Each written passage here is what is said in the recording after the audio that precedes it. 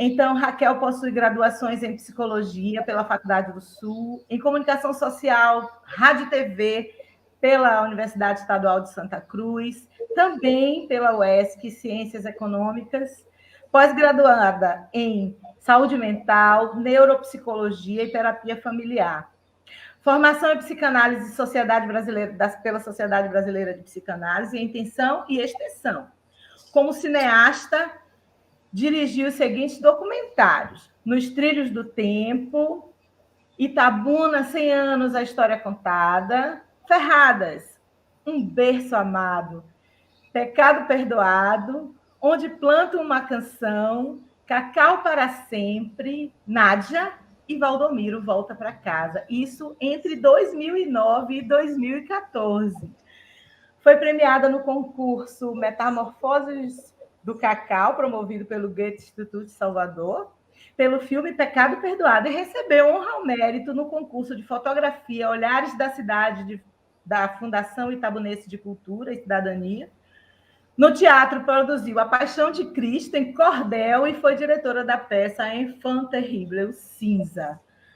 No campo da comunicação, também desenvolve trabalhos como apresentadora de TV e escreve artigos para jornais e revistas. Experiência na área de divulgação cultural, em ações ligadas ao teatro, cinema, música e ações sociais. Na área de pesquisa, Raquel atua no campo da psicologia, da televisão infantil, da psicanálise, da saúde mental e cinema. E na Academia de Letras de Itabuna, Alita, ela ocupa a cadeira de número 25, tendo como patrona Elvira Feppel.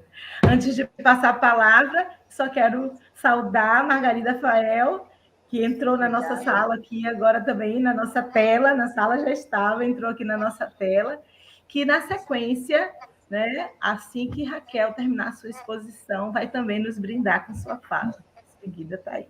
Obrigada. Raquel, o Flisba é todo seu. Boa tarde, querida Narleide. Boa tarde, colegas dessa mesa tão bonita, todo mundo que está nos assistindo. Acho que quando minha trajetória foi lida, o primeiro pensamento é que eu tivesse na mesa para falar das artes. E realmente seria uma mesa que eu escolheria sem pensar duas vezes. Mas quando eu vi o nome de Elvira Feppel, eu pensei que eu não tinha como falar de outra coisa a não ser dela. Porque ela é minha patrona na Academia de Letras de Itabuna. E quando eu tomei posse, no meu discurso de posse, eu queria fazer uma homenagem para a Elvira, e eu encontrei poucos materiais sobre ela, muito pouco na internet. Já existiam livros sobre ela, mas na época eu não consegui comprar esse livro, então tive muita dificuldade em poder fazer essa homenagem à minha patrona no dia da minha posse, então faço essa homenagem hoje, quase 10 anos depois. E aí, nesse inteirinho, em busca de informações sobre a vida e a obra de Elvira, e Margaridinha vai falar brilhantemente sobre a parte da obra, a parte literária, então eu vou me ater somente à biografia dela. Eu encontrei esse livro aqui, que eu recomendo muito a leitura. É um livro lançado pela Editos, de Vanilda Mazzoni, Violeta Grapiuna, Vida e Obra de Elvira Feppel. E agora esse livro está disponível também em PDF. Mas, enfim, guardo aqui com todo carinho na minha biblioteca. Eu vou compartilhar aqui. Então, essa é Elvira, essa mulher belíssima. Eu acho que a maior parte do que eu vou falar realmente está nesse livro, Violeta Grapiuna, que foi um livro lançado em 2003. Uma pesquisa assim, brilhante de Vanilda Mazzoni. Numa das edições desse livro, traz o seguinte trecho: peço aos amigos e aos inimigos que não guardem silêncio. Falem de mim, ainda que dos meus defeitos. Sou uma mulher vaidosa. Unicamente uma mulher vaidosa. Elvira Feppel. Então é o que nós vamos fazer hoje. Falar de Elvira. Elvira nasceu em 1923. Isso é muito importante para vocês tentarem entender esse cenário da década de 20, do interior da Bahia, numa terra de coronéis. Então, Elvira nasceu no dia 15 de agosto de 1923, em Canavieira, sul da Bahia, mas foi criada em Ilhéus. Filha mais velha de um casal de ascendência alemã, Frederico e Eulina. Frederico formou-se em odontologia, mas nunca exerceu a profissão, preferiu trabalhar nos Correios e Telégrafos, inicialmente como telegrafista, mas chegou a ocupar cargos importantes. E sua mãe, Eulina, era dona de casa, o que não era muito comum nas famílias de descendência alemã. Elas tinham a cultura de educar as filhas mulheres. Então, Eulina e Frederico se casaram por volta dos anos 20, tiveram 5 filhos, e aí, no intuito de homenagear sua mãe, Eulina deu nome à sua primeira filha de Elvira. Então, Elvira, filha mais velha, recebe o nome da avó. Como filha de descendentes alemães, cuja influência europeia priorizava a formação cultural das crianças, Elvira Schauffoppel recebeu instrução de forma integral, iniciando seus estudos no curso fundamental em 1936 no Colégio do Convento Nossa Senhora da Piedade, da Ordem Insulina, em Ilhéus. Ela estudou ginásio e magistério, se formou em 1942, foi uma aluna de aproveitamento mediano. Sua amiga de escola, Marina Torres, lembra que a menina, Elvira, costumava, durante as aulas, ficar lendo romances embaixo das carteiras, pouco se importando com as explicações das professoras. Elvira participou desde cedo das atividades culturais da escola e ainda adolescente, cursando o ginásio, em 1938, ela tinha 15 anos, ela encenou uma peça teatral, que era a peça Divorciados, de Oduvaldo Viana, e ela fazia o papel principal dessa peça, o da mulher divorciada. Então, ela com 15 anos, ela já fez essa peça, que era uma peça relativamente polêmica. A encenação tinha uma proposta de vanguarda sem precedentes para a cidade, e a precoce atriz ousou encarnar o papel da divorciada. Observe que Ilhéus estava sob repressão política do Estado Novo e sua sociedade, formada por coronéis, era conservadora, além de estar, em 1938, sob o governo do intendente Raimundo Amaral Pacheco e dos grupos religiosos que controlavam os costumes da época. Elvira iniciou suas atividades literárias ainda nos tempos do colégio, onde estudou, sob o aval dos pais, e após se formar em professora no curso normal, em 1942, ela foi lecionar numa pequena fazenda de cacau na região. Nessa época, ela já chamava a atenção pelas suas atitudes e pela forma como ela se vestia, que era considerada um pouco extravagante. Aqui nessa foto, vocês vão ver Elvira, essa que está de chapéu aqui, a cintura muito fina, da esquerda para a direita. E ela afrontou a pequena sociedade já nessa época, namorando com um trabalhador rural dessa fazenda, onde ela foi trabalhar como professora. Alguns amigos se recordam que nos anos 40 ela pilotava avião e que ela já tinha uma vida sexual livre para os limites daquela comunidade. Depois de despertar da sua veia literária, a escritora enveredou pelo gênero poético, tendo seus primeiros trabalhos como profissional publicados com a ajuda de Otávio Moura, jornalista e diretor do jornal Diário da Tarde, entre os anos de 44 e 47. E entre os anos de 44 e 47, Elvira publicou um total de 28 poemas nesse jornal. Desde o período em Ilhéus, sabe-se que Elvira era reconhecida como intelectual, ela vivia em rodas de homens literatos e também era considerada uma mulher muito avançada para os anos 40. Ela era considerada extremamente exótica para os padrões de moda da época, usava grandes chapéus, pintava os cabelos de vermelho, ruivo ou preto, e ela estava sempre com vestidos que sua mãe costurava, mas vestidos cujos modelos eram escolhidos por ela própria. Além de estar constantemente bem arrumada, maquiada, de salto alto, o que levava seus familiares a crer que ela gostava de provocar os homens com sua extrema vaidade. O comportamento de Elvira, à frente daquela geração interiorana, incomodava a sociedade puritana de Ilhéus, e isso a marginalizava. E seus conterrâneos consideravam a escritora uma mulher que ultrapassava limites, uma transgressora.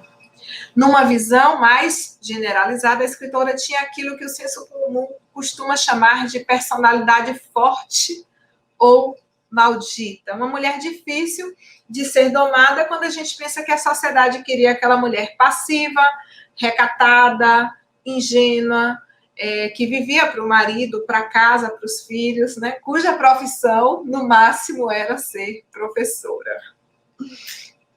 Também era de conhecimento público que Elvira mantinha um relacionamento com o jornalista Otávio Moura, que era diretor do jornal, que ela publicava seus textos, que era casado e que apadrinhou Elvira nesse início da sua trajetória literária. Elvira saía à noite em Ilhéus, bebia, se divertia e era muito criticada. Durante sua juventude, promovia festas no período de carnaval e os pais autorizavam. Então, assim, os pais... por isso que eu digo que a educação que Elvira recebeu permitiu essa liberdade. Não sei se os pais se arrependeram porque criaram as outras filhas de uma forma diferente, mas permitiram que ela escrevesse, permitiam que ela desse essas festas, né? Sua mãe costurava seus vestidos, e as outras moças daquela época não tinham essa liberdade junto às suas famílias. E aí tem um trecho do livro que diz assim: Freitas, embora fosse mais jovem do que a filha mais velha do casal, Fopel, ainda se recorda de Elvira como uma mulher inteligente, intelectual, amorosa e educada. Todavia, uma pessoa que conseguia se sobressair em qualquer grupo que estivesse, por ter um modo diferente de ser e de viver com muita liberdade, o que a tornou muito visada na pequena Ilhéus. Conta que certa vez, passando Elvira pela rua, com espanto, ouviu de um canoeiro a expressão "lá vem a diaba". Referia-se, talvez, ao seu modo de vestir-se, de pintar-se e pentear-se. Lá vem a diaba. A mãe de Elvira, muito religiosa, acabava se sentindo culpada pela educação excessivamente liberal que deu à sua filha, criou as outras filhas de forma diferente. Segundo o escritor itabunense Hélio Pólvora, ela dominava o cenário intelectual de Ilhéus, entretanto sofria preconceito. Talvez, conclui Pólvora em seu depoimento, tenha sido em homenagem à escritora que Jorge Amado compôs a sua personagem, Malvina, no romance Gabriela, Cravo e Canela. As contradições. E eu coloco essa interrogação entre aspas, né? Será que seria contradições realmente? Elvira, ela era diferente e avançada para sua época, mas também era uma pessoa muito religiosa e também muito ligada à família, como vocês vão acompanhar aqui no decorrer da trajetória dela, o quanto ela tinha um vínculo com essa família. Ou seja, essa mulher liberal, essa mulher que andava em rodas de homens, essa mulher que se relacionava sexualmente de uma forma muito livre, também era uma mulher muito religiosa e também era uma filha muito apegada aos pais. Marina, sua colega de escola, lembra que ao comentar com Elvira sobre seu desejo de conhecer a Rússia, Elvira estranhou, se exaltou, porque na Rússia, Elvira, que é o pensamento de Elvira, porque na Rússia só tinha comunista, não compreendendo, portanto, como alguém poderia querer ir a um país sem religião. Não compreendia por que a amiga queria conhecer a Rússia. Elvira era uma moça falada, né? Quem já morou em cidade do interior conhece essa expressão. Elvira era uma moça falada. A mágoa começou a ganhar espaço dentro de Elvira, causada pela incompreensão das posturas. Incompreendida, chegou a comentar com Marina que não sabia se o mais importante na vida era amar ou escrever. Segundo a amiga, a escritora era uma mulher ciumenta. Várias pessoas relatam, corroboram com esse relato, o que dificultava suas relações amorosas, uma vez que os namorados se sentiam controlados por ela. E aí a gente pensa, ao mesmo tempo que ela era muito livre, ela era muito controladora e muito ciumenta em suas relações e sua dependência emocional, porque olha que ela coloca a questão do amor, da vida afetiva dela, ela compara a trajetória dela como escritora, quando ela diz que ela não sabe se o mais importante é amar ou escrever. Então, essa mulher extremamente livre, que quer conquistar o mundo, que quer ser independente, também é dependente emocionalmente em suas relações afetivas. Ilhéus teve entre seus companheiros intelectuais escritores como Sosígenes Costa, Jorge Amado, Adonias Filho, Raimundo Sá Barreto e aqueles da sua mesma geração, Hélio Pólvora e Ciro de Matos, nosso confrade da Academia de Letras de Itabuna. Finalmente, em 1947, com apenas 24 anos de idade, Vogel se despede de Ilhéus em busca de novos caminhos. Sua amiga Marina acompanhou até o aeroporto e a viu abraçar um caderno de poemas, prometendo que ia se tornar famosa no Rio de Janeiro. Ela foi porque resolveu buscar um lugar melhor, onde tivesse mais oportunidade. Eu me lembro que fui ao aeroporto levá-la e vi Elvira com um caderno de poemas. Então disse assim: Elvira, você vai levar esse caderno? Ela disse: vou, porque estou indo para o Rio, Marina, com coragem. Ou seja, ela já foi para o Rio de Janeiro em busca da trajetória dela enquanto escritora. Além de fugir também do preconceito da pequena Ilhéus, Elvira mudou-se para o Rio de Janeiro porque lá em Ilhéus ela não encontrava um meio intelectual e literário para desenvolver a sua temática, porque toda a literatura da época girava em torno do cacau. Margaridinha vai falar sobre isso com vocês depois, sobre as características existencialistas de Elvira. No Rio de Janeiro, ela começou trabalhando na revista Súmula Trabalhista como secretária e ela trabalhou a vida toda nessa mesma revista, chegando a ocupar o cargo de redatora-chefe, onde ela se aposentou em 1970 anos, após 30 anos de serviço. E foi aprovada em concursos como da Marinha e da Petrobras, mas preferiu trabalhar na revista, porque dessa forma ela poderia se dedicar mais à literatura. Mas aí suas irmãs dizem que ela lançou poucos livros justamente porque essa revista demandava muito do tempo de Elvira, porque ela trabalhava demais. 2 anos após sua chegada no Rio de Janeiro, Elvira conseguiu, através de amigos influentes, uma transferência para o pai. Olha como Elvira era realmente apegada à sua família. Que ao mesmo tempo que ela vai para a capital do Brasil, buscar a liberdade, lá ela podia fazer o que ela quisesse, se relacionar com quem ela quisesse. 2 anos depois, ela manda buscar o pai. Ela consegue a transferência do pai. E aí o pai vai trabalhar de chefe da agência dos Correios da Tijuca. E quase 2 anos depois do pai ter se estabelecido no Rio de Janeiro, morando com Elvira, ele morava com a escritora, outros membros da família se mudaram para a capital do país. Nessa foto aqui tem Elvira, Frederico, Matilde e as filhas no Rio de Janeiro. Elvira é a segunda aqui, da direita para a esquerda. Essa aqui de vestido estampado. O escritor baiano Jorge Medauá conheceu Elvira entre 47 e 48, em reuniões que os intelectuais promoviam no 13º andar, na sede da Associação Brasileira de Imprensa. No local havia um bar onde os escritores e jornalistas se reuniam, esperando o trânsito melhorar, esperando passar a hora do rush para que eles pudessem voltar para suas residências. E ali nesse bar onde Elvira frequentava estavam Rubem Braga, Rio de Steck, Homero Homem, José Cândido de Carvalho, Emo Duarte, Fernando Sabino, Riva Dávila de Souza, Abel Pereira e Elvira Vogel. Medauá acusa os escritores de serem muito severos e preconceituosos.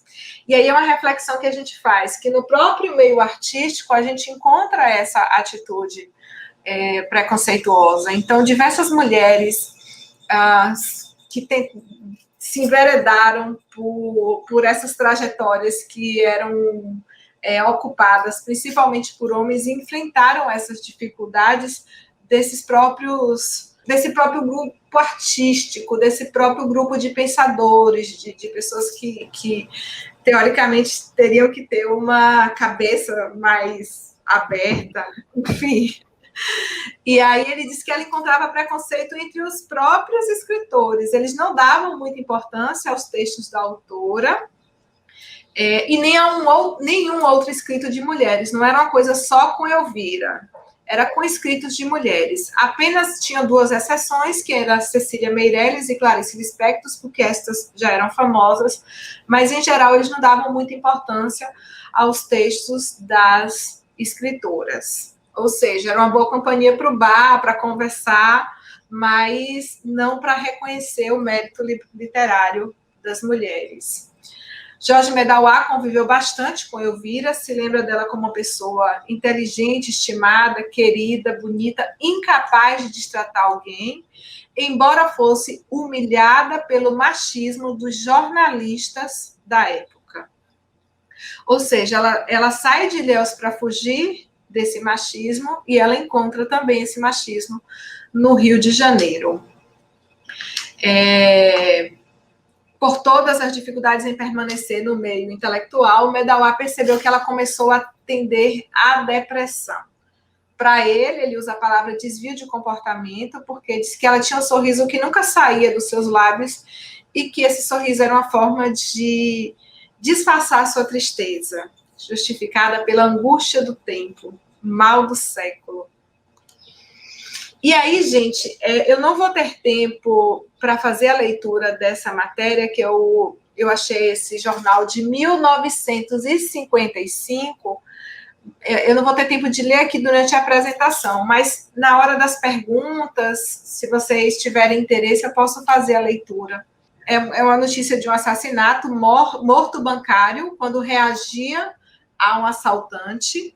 Então, Elvira, ela estava voltando de uma festa com um namorado, quando esse namorado foi assassinado a tiros, e a forma como a notícia foi escrita nos choca hoje, na nossa época, porque o tempo todo é como se Elvira se pergunta se foi um ex de Elvira. O tempo todo ela é acusada, ela é levada para a delegacia, o termo que a matéria usa é detida, né? O subtítulo é detida, enfim. Após a apresentação de todas, havendo tempo e havendo desejo de vocês, eu posso fazer a leitura para que a gente possa analisar esse texto e perceber como era que a mulher era sempre vista lá nos anos 50, aqui. Diário do Norte, segunda-feira, 11 de abril de 1955. Crime misterioso na rua Benjamin Constant. Antes de lançar seus livros, Elvira publicou em jornais e revistas como Cruzeiro, Leitura, Importante Carioca, Jornal do Correio da Manhã, Suplemento Literário do Jornal do Brasil. Nessa época, ela se tornou amiga de Clarice Lispector, Nélida Pinhon, José Cândido Carvalho, Homero Homem, criando oportunidade para, em 1956, publicar sua primeira obra, Chão e Poesia. Em 1960, lançou sua segunda obra, Círculo do Medo, uma coletânea de contos com os temas existencialistas, o eterno mal-estar no mundo, a incompreensão alheia, o deslocamento social e a recusa em participar das mesmas coisas que a vida oferece todos os dias. Essa sede de viver, essa sensação de incompletude, essa insatisfação com o cotidiano que nos aniquila, como disse Clarice Lispector. Em 61, Elvira publicou sua última produção em livro, o romance Muro Frio, cujo lançamento teve a presença de Clarice Lispector. E além de gostar de dançar, de ir ao cinema, de beber cerveja às sextas-feiras, ela também gostava de ouvir música, bossa nova. Finais de semana ela gostava de ficar em casa, se dedicar à literatura, em especial aos livros de Clarice Lispector. E aí, enfim, Margaridinha que vai fazer essa análise brilhante, mas eu me pergunto assim, o quanto tem de Clarice Lispector na produção de Elvira, né? Essas duas mulheres tão além do seu tempo e tão insatisfeitas com o que lhe era oferecido à época. E aqui nessa foto, Zezé, Matilde e Elvira, no Rio de Janeiro, em 1965. O início da década de 70 vai encontrar Elvira reduzindo sua participação em publicações variadas. Um dos possíveis motivos que teria feito ela parar de escrever teria sido o agravamento do estado de saúde dos seus pais. O pai, Frederico Afonso, debilitou-se em 1971 e durante quase 4 anos sofreu até falecer, em 75, vítima de uma esclerose. E sua mãe faleceu em 1979. Então, a década de 70 para Elvira foi marcada pela perda dos seus pais e pela redução da sua produção literária. Após a morte dos seus pais, a escritora ficou sozinha e possivelmente deve ter se sentido sem motivação, e mesmo quando ela se aposentou em 1980, a sua produção literária não voltou a acontecer. Logo depois, ela desenvolveu a depressão agravada pelo hábito da bebida. Passou a recusar-se a receber parentes e amigos ligados à vida literária ou não, deixando de se dedicar totalmente à literatura. Uma das características da depressão, como sabemos, é o isolamento. Então, a pessoa, além de não sair, muitas vezes a pessoa ela não quer receber visita porque ela não quer que o outro a veja naquele estado. Os últimos textos encontrados datam de 70 até 1972. E é uma pergunta que eu faço, né? Essa aqui é a ilustração de uma das capas do livro de Elvira. Qual o preço que se paga pela liberdade? Elvira não quis se casar, ou não encontrou a pessoa certa, ou deve ter se apaixonado muitas vezes, mas talvez Elvira não fosse, naquela época, uma mulher para se casar. Então, o fato é que Elvira não se casou. O fato é que Elvira não teve filhos. Não gostava de afazeres domésticos, a exceção era sua famosa feijoada, mas ela gostava da convivência familiar e prova maior disso foi ter ficado com a responsabilidade de cuidar dos seus pais até eles falecerem. Após a morte dos pais, a solidão voluntária refletiu-se na sua maturidade, porque na velhice Elvira não teve companhia. Seus irmãos tinham suas próprias vidas, não podiam dar a atenção necessária que a doença exigia, que uma pessoa em depressão precisa. E seus irmãos, ao que parece, não tiveram opção e internaram-na em uma casa de repouso. Os amigos tomaram cada um caminhos diferentes e os que permaneceram fiéis não eram recebidos por ela, nem na fase que ela estava em casa, nem na fase que ela estava nessa casa de repouso. Ela foi internada pela primeira vez em 1993 na Clínica Canaã, em Jacarepaguá, que era uma casa de repouso para idosos. E aí, embora lúcida, ela conversava com os médicos, mostrava seus retratos, seus contos, chegando a presentear um deles com o volume do livro Muro Frio. Ela apresentava sinais de depressão e foi acometida por várias isquemias. Depois de ter morado nessa casa de repouso por quase 5 anos, ela foi retirada de lá porque ela teve uma queda e a família entendeu que aquilo tinha sido uma negligência da clínica e transferiu ela para outra casa de repouso no Recreio dos Bandeirantes. Elvira teve seu estado de saúde agravado em consequência dessas isquemias, sem mover os lábios, as mãos, sem reconhecer as pessoas, nem mesmo suas irmãs. A escritora faleceu às 19h38, do dia 28 de julho de 1998, aos 74 anos, no Hospital Lourenço Jorge, vítima de várias complicações de saúde. O hábito da bebida intensificou-se com o tempo e levou-a a abandonar os remédios, o que agravou seu quadro de saúde, que já era bastante complicado. Elvira foi sepultada às 10 horas do dia 29 de julho de 1998, no cemitério São João Batista. Em seu enterro estavam Maria José e Marta Foppel, respectivamente irmã e sobrinha. No total, havia a presença de 7 pessoas. Elvira era essa mulher cheia de contradição, essa mulher enigmática, essa mulher livre, mas apegada à família, essa mulher de uma vida sexual ativa desde cedo, mas ao mesmo tempo muito religiosa, uma mulher independente e ciumenta, a mulher dos contrastes, mas uma mulher forte que fez uma escolha de vida e viveu a vida como ela achava que ela deveria viver. E deixou uma obra, poderia ter deixado uma obra muito maior se ela tivesse apoio e incentivo, mas podemos pensar que, apesar dela não ter tido isso, ela deixou uma obra importante, que Margaridinha vai falar depois. Mas gostaria de agradecer imensamente a cada um de vocês que ouviram essa minha exposição sobre um pouco da vida da nossa querida Elvira.